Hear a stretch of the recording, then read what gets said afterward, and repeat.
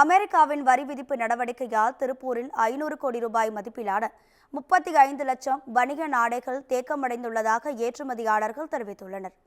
திருப்பூர் வணிகன் ஏற்றுமதி நிறுவனங்கள் ஆண்டிற்கு 46,000 கோடி ரூபாய் மதிப்பிலான வணிக நாடைகளை ஏற்றுமதி செய்து வருகிறது. இதில் சுமார் 30% என்ற அடிப்படையில் 15,000 கோடி ரூபாய் அளவில் விலை குறைவான ஆடைகள் மட்டுமே அதிக அளவில் அமெரிக்காவிற்கு அனுப்பப்படுகிறது. இந்நிலையில் அமெரிக்க அதிபர் ட்ரம்ப் கூடுதலாக 50% வரி விதிப்பு நடைமுறைக்கு வந்துள்ளது. இதன் காரணமாக 100 ரூபாய் ஆடைகள் 150 ரூபாய் கொடுத்து வாங்க வேண்டிய நிலைக்கு அமெரிக்க வர்த்தகர்கள் தள்ளப்பட்டுள்ளனர்.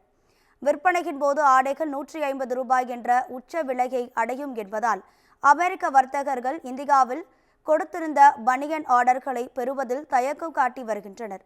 இதன் காரணமாக திருப்பூரில் 500 கோடி ரூபாய் மதிப்பிலான 35 லட்சம் வணிக நாடைகள் தேக்கமடைந்துள்ளதாக ஏற்றுமதியாளர்கள் வேதனையடைந்துள்ளனர்.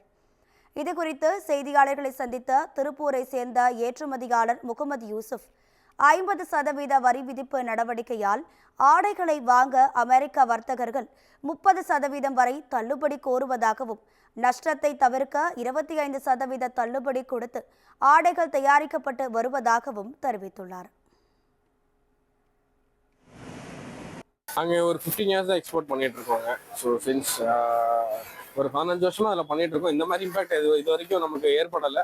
இந்த டேரிஃப்ன்றது வந்துட்டு அவங்க பையர்ஸ் கூட்ஸ் எடுக்கும் போதும் சரி, நம்மகிட்ட டிஸ்கவுண்ட்ஸ் கேட்கும் போதும் கொஞ்சம் வருத்தமாக தான் இருக்கு. இந்த சிச்சுவேஷன் வந்து எப்போ வந்ததில்லை, இது it's new for us. Basically பார்த்தீங்கன்னா இப்போ நம்ம பண்ணிட்டு இருக்கிறது எல்லாமே கிறிஸ்மஸ் ஆர்டர்ஸ் ரிலேட்டடாக தான் பண்ணிட்டு இருக்கோம். ஒரு 1.5 லேக் பீசஸ் வரைக்கும் இப்போ நம்ம ஃப்ளோரில் ரன் ஆகிட்டு இருக்கு என்டையர் கம்பெனியில். இது அவங்க கிளியர் பண்ணி எடுக்கும் போது அவங்களுக்கு they'll be having a very big impact. அந்த டியூட்டியில் வந்து பெரிய இம்பாக்டாக இருக்கும். பட் அவங்களும் கஸ்டமர்ஸை சர்வீஸ் பண்ணணும் இல்லையா? So they wanted to do it. இப்போ இதில் என்ன மாதிரியான நெகோசியேஷன் சார்? இதில் நெகோசியேஷன் எடுத்துக்கிட்டீங்க அப்படின்னா 50% வந்தாலும் 25% வந்தாலும் பையர் நம்மகிட்ட கேட்கறது 25%, 30% நீங்கள் பண்ணி கம்மி பண்ணி கொடுங்க அப்படின்னு. நம்ம 10% எடுக்கும் போது நம்ம 15% வந்துட்டு நம்ம வி ஆர் அக்செப்ட் பண்ணுறதா இல்லை நம்ம இன்வெஸ்ட்மெண்ட்டை காப்பாற்றுறதா இல்லை என்ன பண்ணுறதுன்றது ஒரு பெரிய கொஸ்டின் மார்க்காக இருக்குது.